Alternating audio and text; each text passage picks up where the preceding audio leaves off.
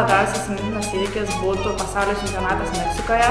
Žinoma, vien dėl to, kad tai vyko Meksikoje, turėjom ne tik labai gražias varžybas, bet taip pat turėjom progą ir apkeliauti šią nuostabią valstybę. Na, šį sezoną didžiausias siekis tai būtų patekti į pasaulio čempionatą, kuris vyks Pietų Korėjoje ir ten kuo geriau atstovauti Lietuvos rinktinę.